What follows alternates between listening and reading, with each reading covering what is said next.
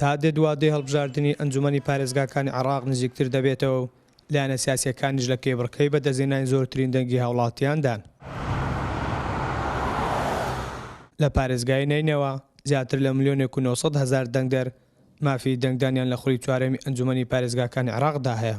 کۆمیسیۆنی باڵای سەربەخۆی هەڵبژاردنەکانی عێراقیش 26,000 کارمەندی بۆ هەڵبژاردننی ئەنجومەنی پارێزگای نینەوە ئامادە کردووە تاوەکو پرۆسەکە بەبێ گرفت بەڕێوەبەرن.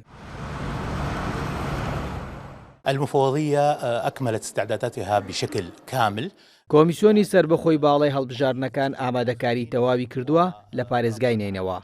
190,000 دەنگدەری تازەش کارتەکانیان وەرگرتوتەوە. ڕۆژانەش هاوڵاتیان سەردانی بنکەکانمان دەکەن تاکو کارتەکانیان وەربگرنەوە. کاندیدانی هاوپەیمانی یەکێتی خەڵکی نینەوە دانەوێت لە ڕێگەی ئەنجومەنی پارێزگا خزمەتی پێگاتە جیاوازەکانی پارێزگاکە بکەن.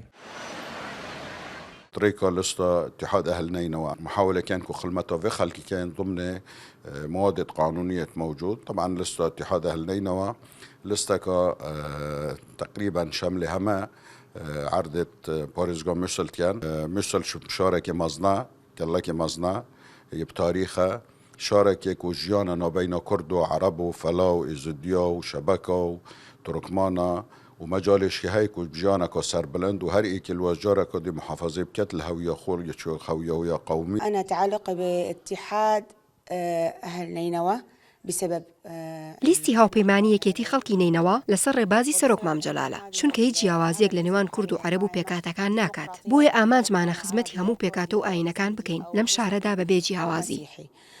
نحن في نينوى لدينا تعددية. بڕیار وایە هەژدەی کانونیەکەمی ئەم ساڵ بۆ چوارەمجار هەڵبژاردننی ئەنجومەنی پارێزگاکانی عێراق لە 15 پارێزگای وڵاتەکە بەڕێوە بچێت. لە پارێزگای نینەوە 30 لایەنی سیاسی و هاوپەیمانەتی بەشدارن. 625 کاندیدی لایەنە جیاوازەکان کێبڕکەی بەدەستهێنانی 26 کورسی ئەنجومەنی پارێزگاکە دەکەن لەگەڵ 3 کورسی کۆتاکان.